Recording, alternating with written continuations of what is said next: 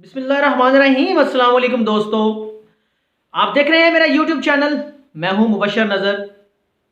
दोस्तों, Al Jazeera ने एक रिपोर्ट शाये की है। उस रिपोर्ट के साथ उसने एक वीडियो भी जारी की और इस वीडियो में उसने उन्वान रखा है इस वीडियो का, project force is India a military super power और अ पेपर टाइगर। क्या भारत मिलिट्री सुपर पावर है या के कागजी शेर? नाज़रीन, अल जज़ीरा ने यह खबर इस तनाजुर में जारी की है कि इंडिया और सऊदी अरेबिया की आपस में जंगी मशकें होने जा रही हैं। ये बहुत बड़ा एक जो खबर है, बहुत बड़ी एक न्यूज़ जो आपको बताई जा रही है नाज़रीन, कि हिस्ट्री में पहली बार सऊदी अरेबिया और भारत मुश्तरका जंगी मशकें करने जा रहे हैं। इस तनाजुर में कि भारत और पाकिस्तान की अज़ली दुश्मनी जारी है और इस तनाजुर में कि चाइना के साथ भारत की एक बाकायदा जंग जारी है।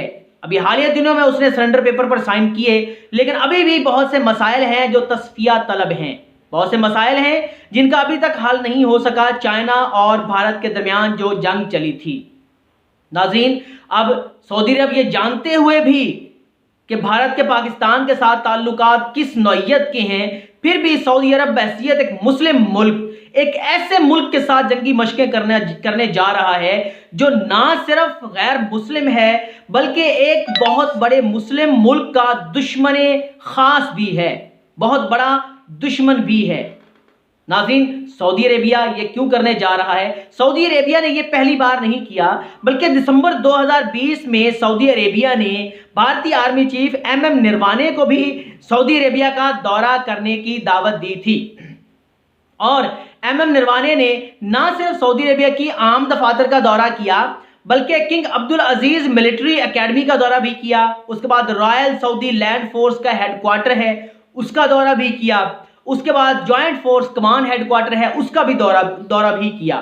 तो ये तीन अहम मुकामात हैं सऊदी फोर्सेस के जहां पर भारतीय आर्मी चीफ ने दौरा किया है और इस दौरे में वहां पर जो बहुत सारे मुआहदे जो साइन हुए हैं और ये सारी बातें अभी तक सामने नहीं आ पाई हैं। लेकिन फिर भी सवाल ये उठता है कि बहैसियत एक मुसलमान मुल्क सऊदी अरेबिया ये क्यों कर रहा है? इसके पीछे एक छोटी सी आपको कहानी सुनाता हूं कि सऊदी अरेबिया से जो अमेरिका है, जो उसका बहुत बड़ा इत्तेहादी था, जो हमेशा सऊदी अरेबिया की तमाम पॉलिसियां चाहे वो गलत थीं चाहे वो दुरुस्त थीं उनका साथ देता था। अब अमेरिका ने सऊदी अरेबिया के सर से हाथ हटा लिया है, सऊदी अरेबिया से खुद दूर हो चुका है जो माजी की सुपर पावर थी।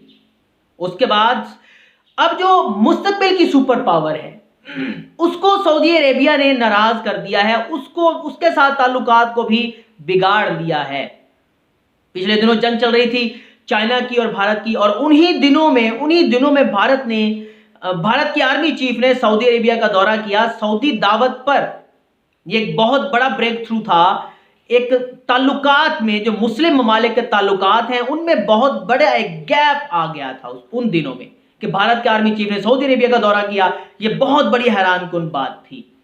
उसके बाद ये मैं पिछले एक प्रोग्राम में भी आपके साथ जिक्र कुछ कर चुका हूं कि जब सऊदी फोर्सेस है, सऊदी आर्मी जो है वो पाकिस्तान में ट्रेनिंग के लिए आते रहते हैं। हमारे ऑफिशियल जब उनको ट्रेनिंग करवाते हैं तो वो उस जज्बे के साथ, उस जोश के साथ जो है वो नहीं ट्रेनिंग करते।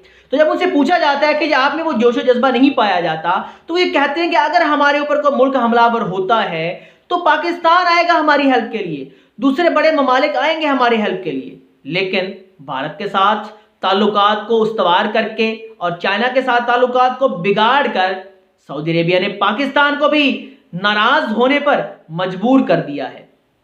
अब सऊदी अरेबिया ने ऐसा क्यों किया है? अमेरिका ने सऊदी अरेबिया को हथियार देने बंद कर दिए, यूरोप ने हथियारों की सप्लाई रोक दी है, फ्रांस ने रोक दी है, यूके ने रोक दिया। वो तमाम ममालिक जो अमरीकी इत्तेहादी हैं उन्होंने सऊदी अरब के असले की सप्लाई को रोक दिया है। अब सऊदी अरेबिया को असले की जरूरत है अपनी हिफाजत के लिए, शाही खानदान को अपने महलात की हिफाजत के लिए जदीद तरीन हथियारों की जरूरत है जो उसको अब नहीं मिल रही हैं। उसको ये हथियार उस टक्कर के, मैंने पहले भी आपको बता चुका हूं पिछले प्रोग्राम में कि उस टक्कर के हथियार या चाइना प्रोवाइड कर सकता है या रशिया प्रोवाइड कर सकता है और वो हथियार वो क्यों प्रोवाइड करेंगे? पाकिस्तान को खुश करने के बाद, पाकिस्तान के साथ अपनी पॉलिसीज को ठीक करने के बाद वो हथियार देंगे।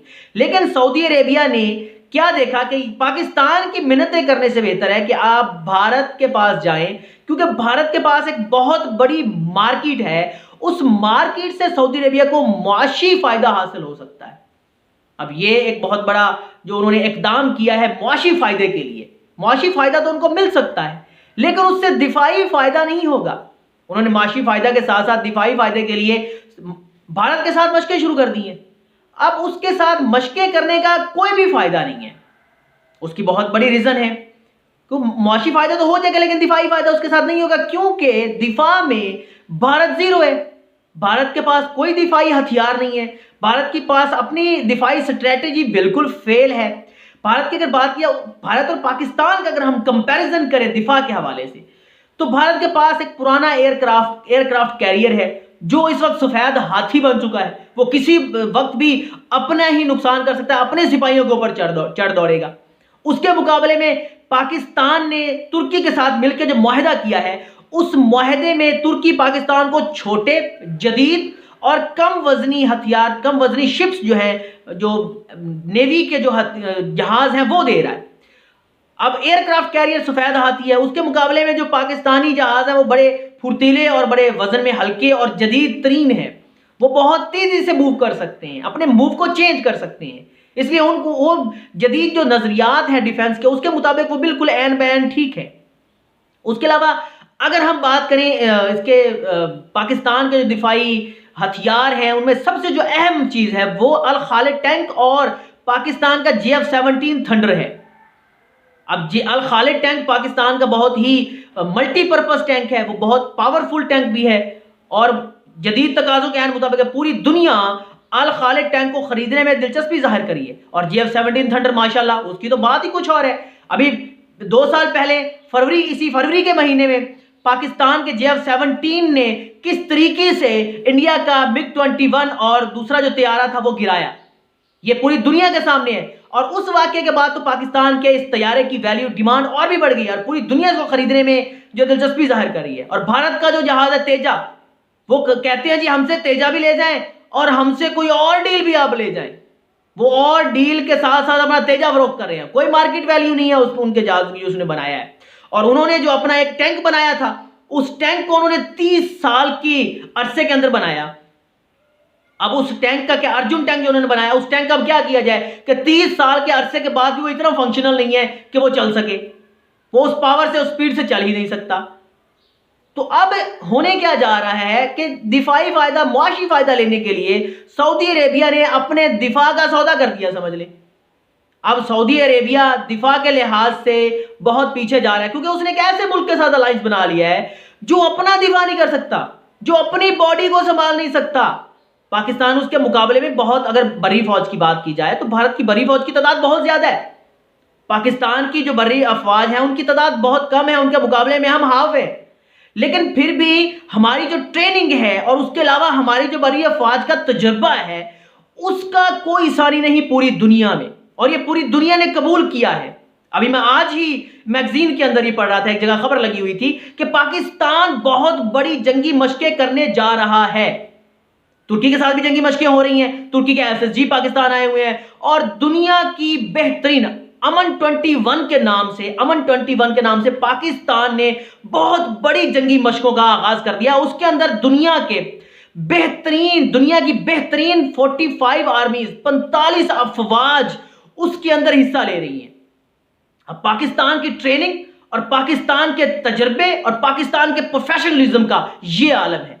और उसके मुकाबले में अगर हम भारत के प्रोफेशनलिज्म को देखें तो उसके साथ सिर्फ सऊदी अरेबिया मशकें करने जा रहा है, सऊदी अरेबिया उसके साथ ट्रेनिंग करने जा रहा है, और कोई मुल्क, किसी मुल्क ने भारत को इस काबिल नहीं समझा कि वो उसके साथ जंगी मशकें करे या यहां से हमें कोई फायदा हासिल हो सकता है। अब नाजरीन, खित्ते के अंदर ये सूरत हाल बिल्कुल नया मोड़ ले चुकी है। सऊदी अरेबिया को देखा जाए वो भी, और भारत को देखा जाए तो वो भी, दोनों खित्ते के अंदर तनहा हो चुके हैं। और दोनों तनहा लोग, इनके ऊपर वही एक मकूला जो है वो बिल्कुल फिट आता है कि खूब गुजरेगी जो मिल बैठेंगे वेले दो। ये बिल्कुल फारिग, दिफा के लिहाज से भी और अटैक के लिहाज से भी कोई स्ट्रेटेजीज नहीं है। ये कोल्ड स्टार्ट डॉक्ट्राइन और ये सारा जो उनका सिस्टम था वो सारा का सारा पाकिस्तान ने फ्लॉप कर दिया है। जो ये सर्जिकल स्ट्राइक करने जा रहे थे, सर्जिकल स्ट्राइक का भी भांडा फोड़ दिया पाकिस्तान एयरफोर्स ने, पाकिस्तान की आर्मीज ने, पाकिस्तान की फोर्सेस ने, अल्हम्दुलिल्लाह। और पूरी दुनिया के अंदर पाकिस्तान आर्मी ने अपना एक मुकाम बनाया है और उस मुकाम का ये नतीजा है, उस प्रोफेशनलिज्म को अगर देखा जाए तो वो जो पाकिस्तान के अंदर जो बहरी मशकें होने जा रही हैं, जो अमन 21 के नाम से हो रही हैं, उनको देखा जाए तो वो पाकिस्तान के प्रोफेशनलिज्म की चीख चीख कर गवाही देती है कि पाकिस्तान आर्मी, पाकिस्तान फोर्सेस तमाम की तमाम प्रोफेशनल डिपार्टमेंट्स हैं और ये दुनिया के अंदर अपना लोहा मनवा चुके हैं। नाज़रीन, मुख्तसर ये है कि सऊदी अरेबिया और भारत खित्ते में तनहा हो चुके हैं। वो एक दूसरे के साथ तन्हाई शेयर करना चाहते हैं।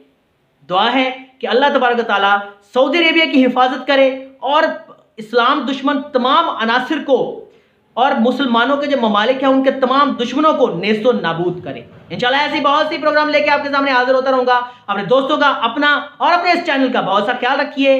अगले प्रोग्राम तक के लिए इजाजत दीजिए। अल्लाह हाफिज।